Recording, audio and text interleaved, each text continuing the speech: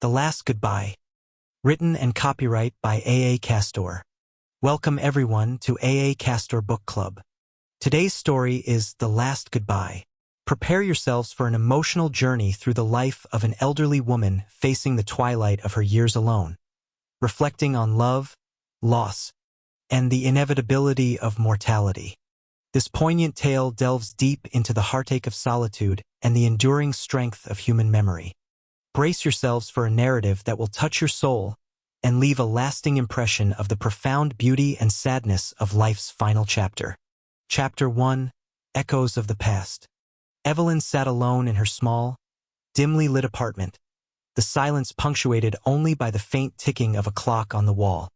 At 82, her once vibrant auburn hair had turned a wispy gray, and her sparkling green eyes now seemed perpetually clouded with sorrow. The apartment, once filled with the laughter and warmth of family, now felt cold and hollow, a stark reminder of the loved ones she had outlived. The walls were adorned with faded photographs, each one a window to a memory she cherished. A picture of her wedding day, where she stood beside her late husband, Thomas, both of them young and full of hope. Another of her children, 2 boys and a girl, playing in the park, their faces alight with joy. Evelyn's fingers traced the frames, her heart aching for the days that had slipped through her grasp like sand. She remembered the day Thomas passed away, the way his hand felt in hers as he took his last breath. "I love you, Evie," he had whispered, his voice weak but filled with the same affection he had shown her throughout their 50 years together. The pain of his loss was a wound that never healed, a constant companion in her lonely nights. Her children had grown up, built lives of their own, and drifted away. Her eldest son, Michael, had moved to another state for work. He called occasionally, but the conversations were brief and filled with awkward silences. Her daughter, Susan, had been taken by cancer 5 years ago, a loss that shattered Evelyn's heart into pieces too numerous to count.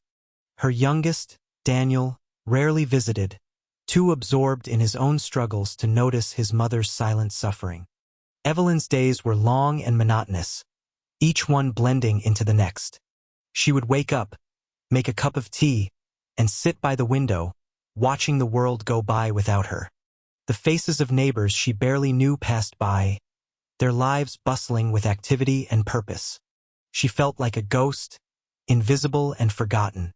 One afternoon, a knock on the door startled her.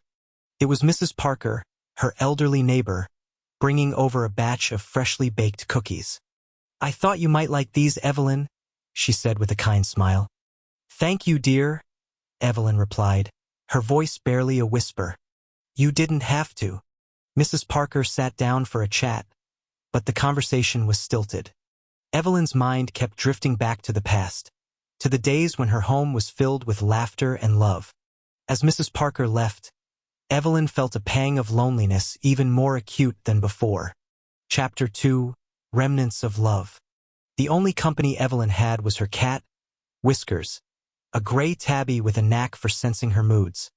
Whiskers would curl up in her lap, purring softly, offering a small comfort in the otherwise empty apartment. Evelyn would stroke his fur, her mind wandering back to the days when the house was filled with the sounds of her children's laughter and Thomas's deep, reassuring voice. One evening, as the sun set and cast a golden hue across the room, Evelyn found herself drawn to an old, dusty box tucked away in the closet. Inside were letters Thomas had written to her during their courtship. She unfolded one, the paper fragile and yellowed with age, and began to read. "My dearest Evie, I miss you more with each passing day. The thought of holding you in my arms again is the only thing that keeps me going. You are my light, my love, my everything. Forever yours, Thomas." Tears welled up in her eyes as she read his words, the depth of his love washing over her like a tidal wave. She clutched the letter to her chest, wishing with all her heart that she could go back to those days when love and hope filled every corner of her life. The loneliness was suffocating, a heavy weight that pressed down on her chest and made it hard to breathe. She longed for the touch of a hand, the warmth of an embrace, the simple joy of a shared moment. But those things were lost to her now, remnants of a past that seemed like a distant dream. One night, as she sat by the window, Michael called. "Hi, Mom. How are you?" he asked, his voice strained. "I'm managing, dear. How are you?" Evelyn replied, trying to mask her loneliness. "Busy as always. Work is just crazy," he said, the sound of typing in the background. "I understand. I miss you, Michael," she said, her voice breaking. "I miss you too, Mom. I'll try to visit soon. Okay? That would be nice. Take care, Michael," she said, hanging up the phone with a heavy heart. The promise of a visit was always there, but it rarely materialized. Chapter 3. A Glimpse of Hope. As winter set in, the days grew shorter and the nights colder. Evelyn's health began to decline, her frail body struggling to keep up with the demands of life.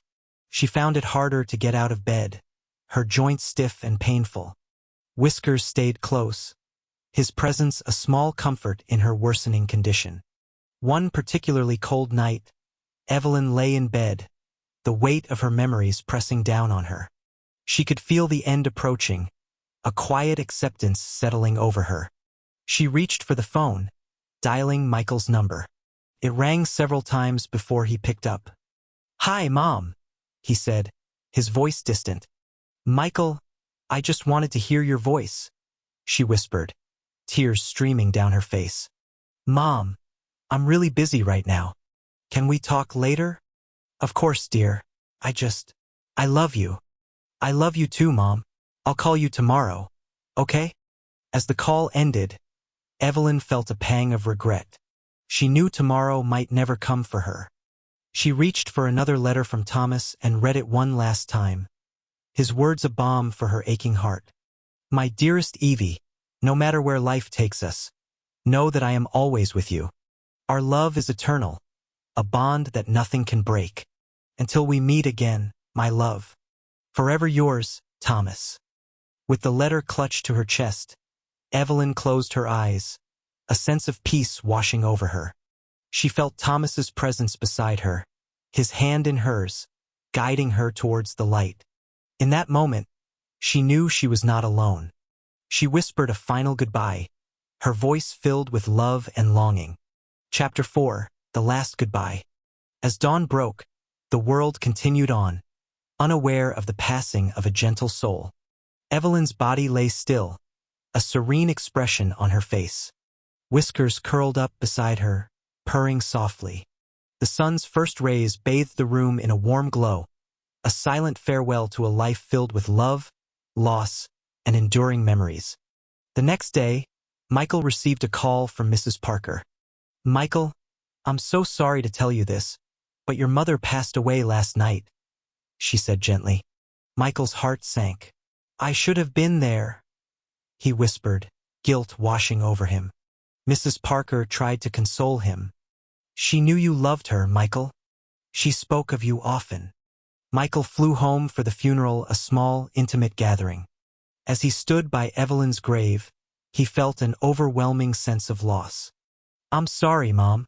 I should have visited more," he said, tears streaming down his face. Susan's absence was felt deeply, her memory a heavy presence at the service. Daniel, too, stood silently, his eyes filled with regret. They all had their own ways of coping with the loss, but the weight of missed opportunities hung over them. As the mourners left, Michael stayed behind, speaking softly to his mother's grave. "I promise to be a better son, Mom. I promise to make you proud." Chapter 5. Reflections. In the weeks that followed, Michael found himself reflecting on his mother's life. He spent hours going through her belongings, discovering letters and photographs that painted a picture of a life well lived but marked by profound loss. He found a journal Evelyn had kept, filled with entries about her hopes, dreams, and fears. One entry caught his eye. June 15, 2010. Today I watched the sunset and thought of Thomas. I miss him more every day. The children are growing up and moving on with their lives, but the loneliness is always there. I wish I could hold them close, but they have their own paths to follow. I hope they know how much I love them. Michael felt a pang of guilt as he read her words. He had been so caught up in his own life that he had neglected the woman who had given him everything.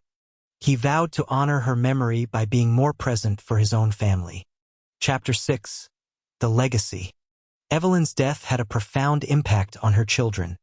Michael, Susan, and Daniel all found themselves grappling with the reality of their mother's passing and the lessons her life had taught them. Michael made a conscious effort to spend more time with his wife and children, cherishing the moments they had together. He wanted to ensure that they never felt the same loneliness Evelyn had endured. Susan's memory was kept alive through stories and photographs, her legacy a reminder of the importance of love and connection. Daniel, too, began to reach out more, repairing the strained relationships in his life. Evelyn's life had been filled with love, loss, and enduring memories. Her story became a testament to the strength of the human spirit and the power of love to transcend even the greatest of hardships. As her family continued to navigate their own lives, they carried her memory with them, a guiding light in the darkest of times. And so, Evelyn's legacy lived on, a reminder that even in the face of profound loss, love remains an eternal and unbreakable bond.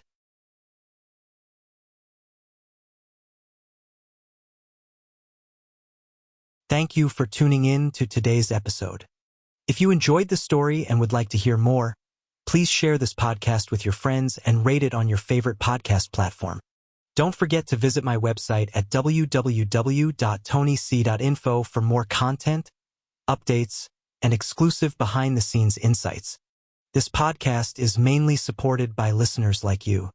If you want to help keep the stories coming, consider supporting me on Patreon at www.patreon.com/JTAC. Even just $1 a month makes a huge difference and helps me continue to create the content you love. Thank you again for listening. Your support means the world to me. Until next time, stay safe and keep exploring the unknown.